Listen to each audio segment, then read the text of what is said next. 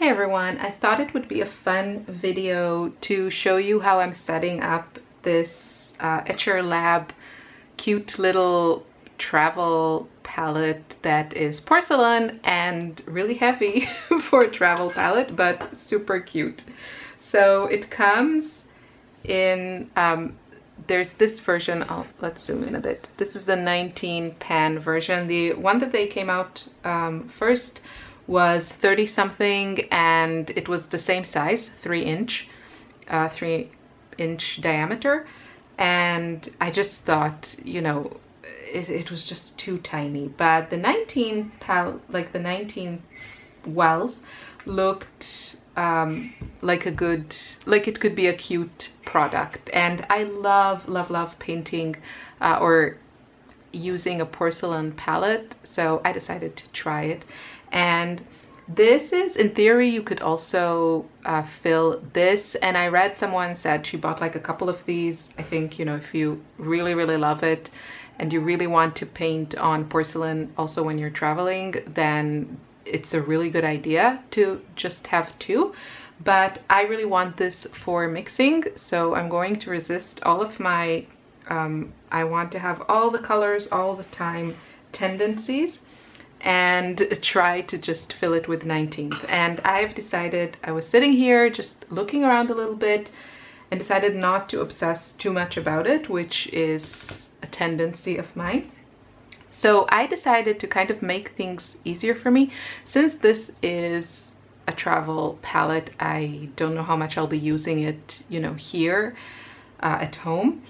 I really want to make it easier for myself to use and set it up in a way that I know I have really good color combos already made up for me. I mean, obviously, if you paint for a long time, you know your colors, you know how they'll mix, but this is just so I know that I can choose any triad. The setup of this kind of made me think of it, that there's the center well, which I'm going to fill with white, and then basically you have 6 triads.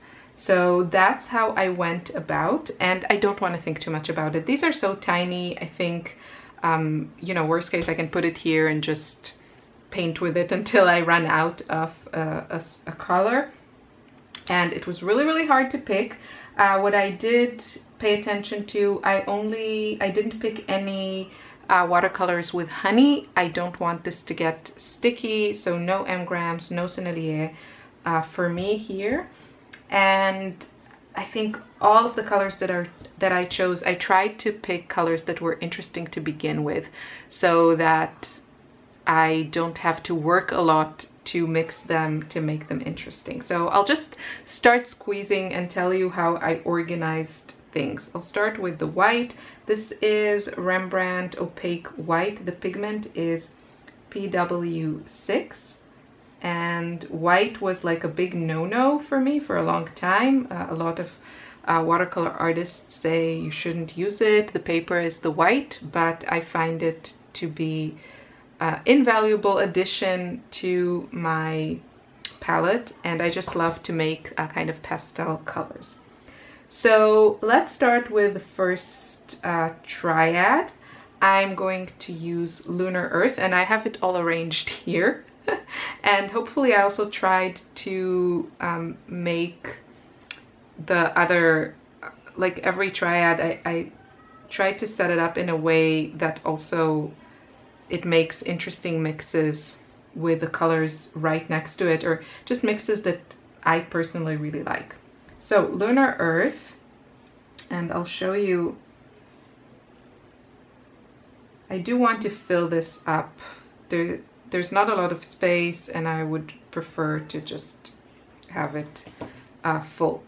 So I have actually Lunar Earth. I have a video dedicated to Lunar Earth, and the colors that really kind of stood up to me, and one of the runner-ups that I actually didn't include because it was a tie between that and Moon Glow, and Moon Glow won, was I really loved actually the combo with Cerulean Blue Chromium, but I decided not to include it.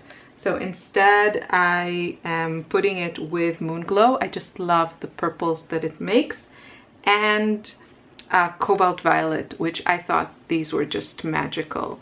One of my other, what I thought before I started like playing with this is that I'm going to put Cobalt Violet with Naples Yellow, but you know, you could wake me up in my sleep and I would know and love that combo, so I decided to try something a little different and pair some of the colors a bit differently. So someone gave me a tip, it's a really good one to kind of knead your tube with certain formulations. It makes a difference, and Cobalt Violet is a problematic color to formulate, so I don't want. This also has some of the binder. These wells are just too small for any extra binder. So let's try. Still coming out. Okay, whoops. Not great. Not ideal. This, in my palette, I have a really large well, so I can just squeeze a lot of paint, but you can see that this is also a little bit, it's not ideal. Hope for the best. We'll see how it sets. If it doesn't, then I might just, I don't know, remove it and start over. So Cobalt Violet, and then I paired it with Moon Glow, as I said. I removed Moon Glow from my spring palette as I moved to summer, and I missed it, so I'm excited to have it again in my palette. Next, we have new Gamboge, which I also haven't used for a long time, and it's just such a sunny, happy color. I thought it would be fun to reintroduce it to my palette. And also the reason I really liked it here is because my blue for this triad is Lunar Blue, which I have here. And I really loved the greens that I got here. I think they're so pretty, almost like the whole range is so pretty that I'm really excited to pair these together. And also Lunar Blue and Lunar Earth are a really lovely combo, so they're close to each other here. I will be probably purchasing a larger tube of this. I think this, I bought the smaller tube, I think because it's in the Jean Haines set and I wasn't sure how I felt about it. So I only have the small tube. Okay, so here I decided to go with, actually I might switch it around. I don't know. I have quinacridone rose. I definitely want to include it. But now looking at this, I really like these mixes, and I did pick up, I don't think this exact color, I picked up quinacridone red, but maybe I will switch it. Cadmium red light from Holbein. Just, I got a comment on the swatching video. A woman was yelling at me. She was yelling at me in her comment that I'm ruining my paints when I'm sticking my wet brush into the tube. And I don't know if she was right or not, but she was so emotional about it that I'm like incapable of sticking my brush now in that. So, okay. Yeah, this is a beautiful color. This is also a beautiful color, but I already have two pinks intended for my palette. So let's see if this is worth switching. This is pretty. So these are, you could say, pretty much complementary because they really neutralize each other. When I'm looking at like this color, this, you can see it's kind of a brown color. I can't tell what colors I started with. So I don't know, should I? yeah, why not? I've had this, so I'm going to switch. I actually, sorry, this is all over the place. I was going to put quinacridone rose here, but I think you'll see the triad that I'm going to shift it to, and then the quinacridone red I'm going to put aside. I've used now for the whole summer, I've had quinacridone red from Sennelier in my palette, and I didn't use it a ton, so I think I'm open for a change. I also hope to take this, probably won't be my only palette, but I think I will take it with me to Italy. So yeah, I think it's not bad to include some kind of more earthy colors, more opaque ones. So this one is semi-opaque, I think.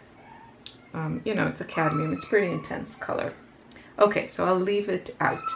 Moving on to the next triad. The yellow is Naples yellow. I love it, and I'm not over it. I want it in my palettes, and I love the mixes that I get with it. So it's staying here. Now I also decided for the most part to keep the lighter colors around the white, just because white is so easily contaminated. I think it's not a bad idea. So the triad I chose here is, the next color is Lunar Red Rock, and I really loved these mixes. I think they're so beautiful with Naples yellow. Like, these colors are just delicious.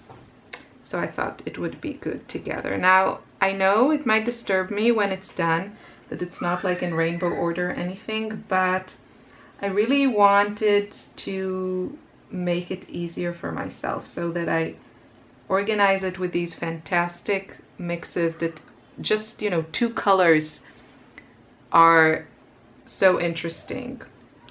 And then I don't have to just think too much about it. Don't want to think.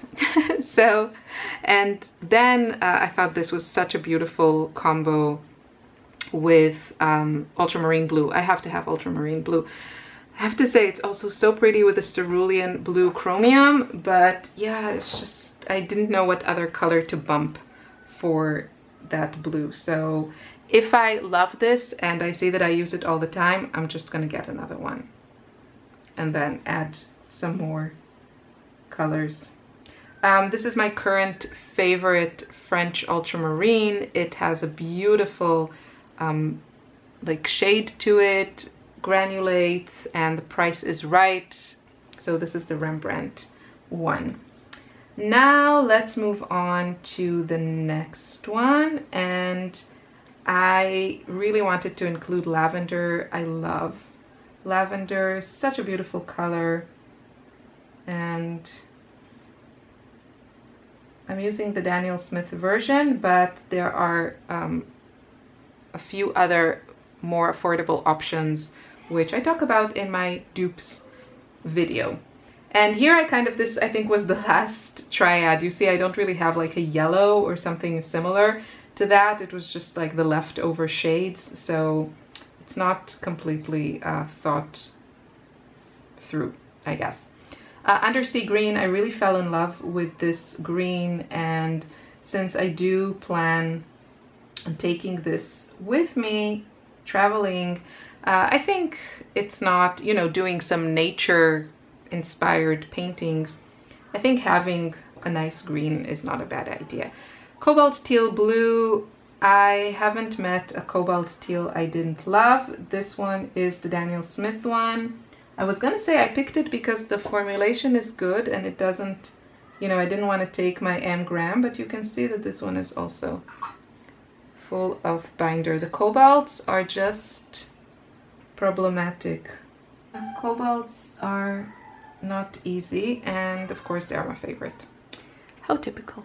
So I'm going to let it, after I finish squeezing them, I'm going to let it sit for a day or two, and then I'll swatch everything for you.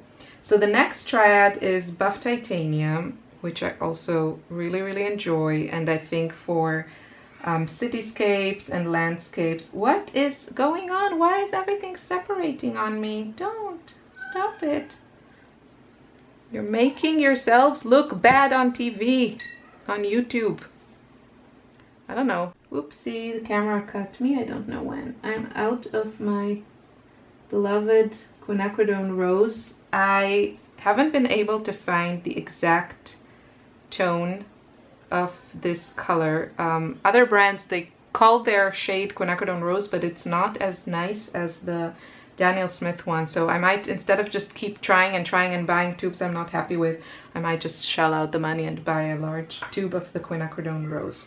So this is my next triad. Oh, and I want to show you, I don't have Lunar Black here, but I have Hematite, which kind of reminds me of Lunar Black, only it lacks the strength of it. So this is Lunar Black, and then this is Hematite, at least my Hematite. I don't know, maybe I got a dud tube, but you can see that it's very, very weak.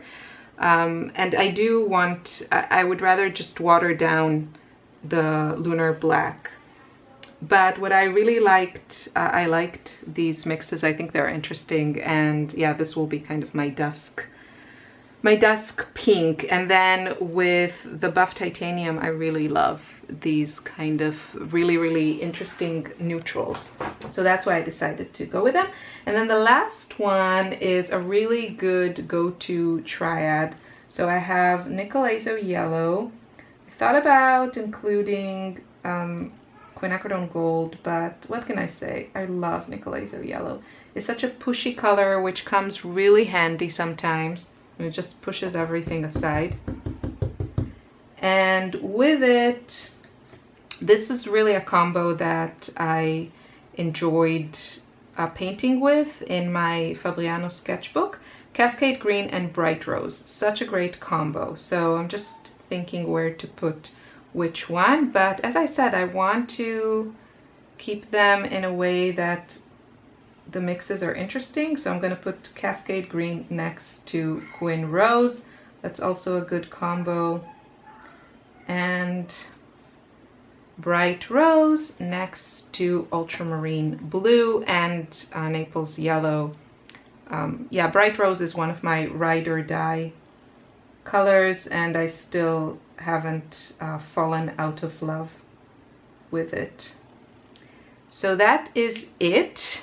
It does look a little bit disturbing to look at this because it's not rainbow order, but I just think it will serve me better. Oh, I love Nickel Azo Yellow. I use it less and less, but I still love it, and I feel like it's I have a lot of colors in my palette that I love to use in very small doses. So, and then Cascade Green is another recent love. Such a pretty color. Maybe I should have used the Amazonite, which I recently bought. It's quite similar, and I have a large tube of it. But yeah, I'm happy. You know what? I've reached the point where I'm happy when I finish a tube. It means I'm using it. It means it brings me joy. And yeah, so I'm gonna let it sit, and through the magic of video editing, for you it'll take but a second, but for me, I'm going to enjoy my day and let this dry before I start swatching it.